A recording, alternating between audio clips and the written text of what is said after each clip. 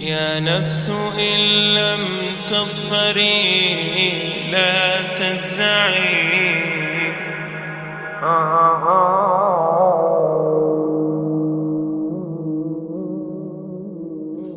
All the praise is for Allah, who is the author of all existence and the most generous to his creation, while he is also the all-compelling. He is the only one worthy of our worship, having no partners, no associates, no sons, no daughters, no one whom he must consult, and no one or anything which has any comparison with him. All the praise is for Allah, who is the King of all who claim sovereignty, the only one who has the right to legislate for his creatures. He is the giver of life. He is the causer of death, while death has no effect upon him, because he is the ever-living, the self-subsisting, the eternal and the only absolute. All the praise is for Allah, who has power over all things, and there is in reality no power and no strength, no influence to cause benefit or detriment except through him. It is he who created this complex world, the seen and the unseen, the evident and the speculative, the earth and all that is on it and everything that is in it. It is he who sent his messengers and prophets, alayhimus salam, with the common message of strict monotheism, which simply means that there's absolutely no one worthy of worship, no one worthy of our obedience except the Almighty, the One, the Absolute, and who has no partners. The earlier messages which changed the world in the area in which the prophets were sent, those messages we know have changed, and even the prophets who brought them, their names are now lost. We just know in general because Allah told us in the Quran, وَلَقَدْ بَعَثْنَا فِي كُلِّ أُمَّةٍ رَسُولًا أَنْ يَعْبُدُوا اللَّهَ وَاجْتَنِبُوا الطَّاغُوتَ. I've sent to every nation a messenger, calling people to worship Allah alone and to avoid the worship of false gods. This essential message has been preserved in Islam in a way that it was never preserved before. Not because the message was different, because it was the same message, but because of the fact that there would be no other prophets who would come after Muhammad sallallahu alaihi wasallam. So therefore that message now had to be protected. It had to be preserved in a way none of the earlier messages were preserved. Evidently it is what you say you have come to know 40 years back, and what you call the Big Bang is already mentioned in the book which I read, the glorious Quran. It's mentioned 1400 years ago in Surah Anbiya, chapter number 21, verse number 30, which says, Avalam yaral lazina kafaru. Do not the unbelievers see anna samawati wal arda kanat ratkan fataqnahuma, that the heaven and the earth were joined together and we clove them asunder. What you're talking about, the Big Bang, I try to imagine compressing a spring. I push it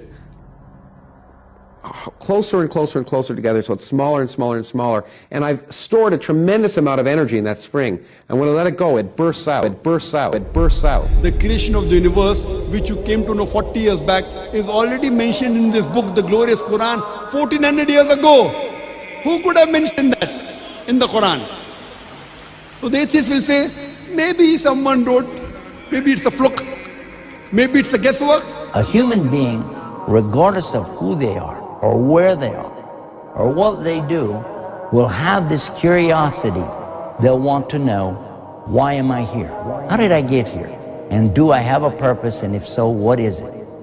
The only one who would really be able to answer that question would be the Creator Himself. If there is a Creator, it would be up to Him to tell us why we were created and what He expects from us and what this life is really about. Allah has shown the people from the time of Adam until right now, has shown the people what He wants from them.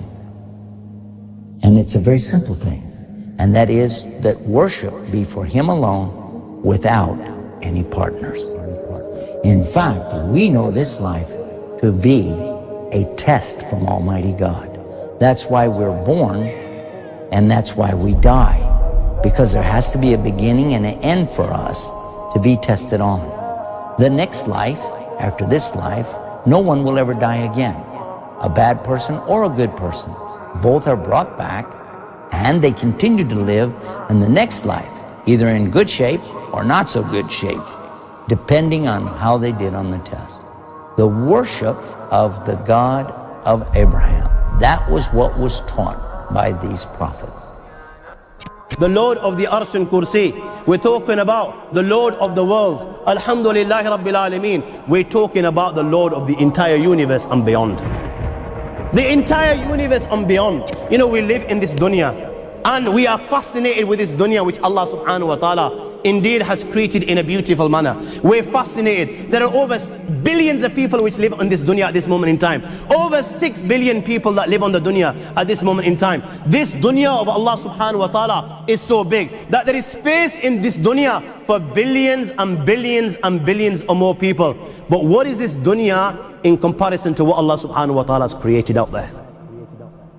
This dunya is insignificant. This dunya is meaningless to Allah. It means nothing. It is worthless. So worthless, compare it with the sun. The sun is one star. You know more science than me. You'll be able to tell me better. Take this planet Earth and you place it inside the sun, and you will be able to place 1.3 million Earths in the sun.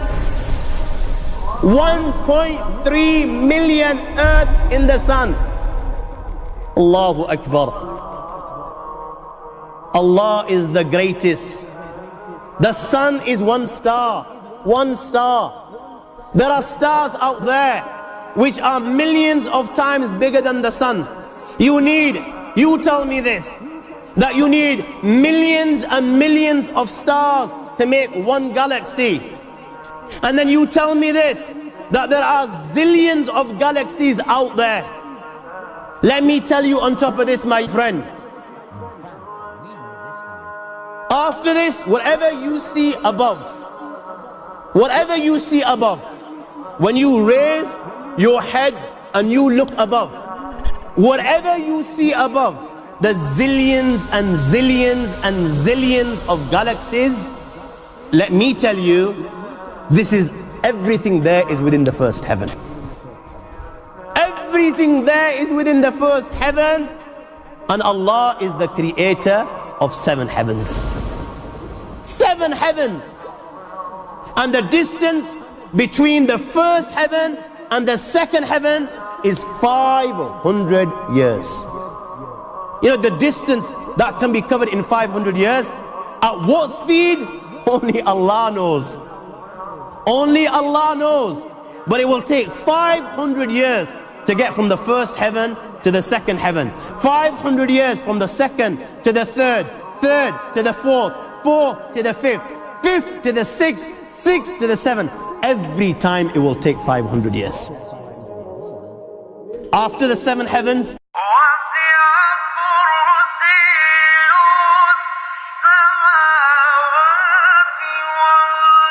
وَسِعَ كُرْسِيُّهُ السَّمَاوَاتِ وَالْأَرْضِ. You all read the Ayatul Kursi. You all know the Ayatul Kursi. After this you have the Kursi of Allah. You have the chair of Allah subhanahu wa ta'ala.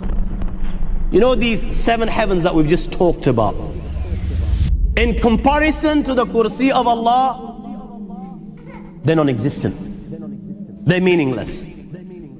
Rasulullah sallallahu alaihi wasallam has given an example in a hadith just to give us a little bit of understanding with regards to the 7 heavens in comparison to the Kursi of Allah. Take a ring from your finger, take it off, the small ring that you have, and place it, let's say, in a desert, the Sahara Desert. It's the biggest desert in the world. You know that ring that we take off from our fingers and place it in the Sahara Desert? What comparison is in between the ring and the Sahara Desert? Nothing. Nothing. The 7 heavens is the ring, and the Kursi of Allah is the Sahara Desert. After the Kursi of Allah, you have the Arsh of Allah. وَكَانَ أَرْشُهُ عَلَى الْمَاءِ. You have the Arsh of Allah. Again, Rasulullah has explained, so just so that we can understand. Take the ring, place it in the desert. This time, the ring is the Kursi and the Arsh is the desert. What is the Kursi in comparison to the Arsh of Allah? Nothing. Then you have angels which carry the Arsh of Allah. Their heads are in the 7th heaven and their feet are in the lowest earth. My friends, then you have the Lord of the Arsh and Kursi. لا تدركه الأبصار ويدرك الأبصار وهو اللطيف الخبير. He is beyond the size of Allah, who Allah is, what Allah is. The greatness of Allah is beyond the comprehension of my little mind. This is the being that you and I are messing with.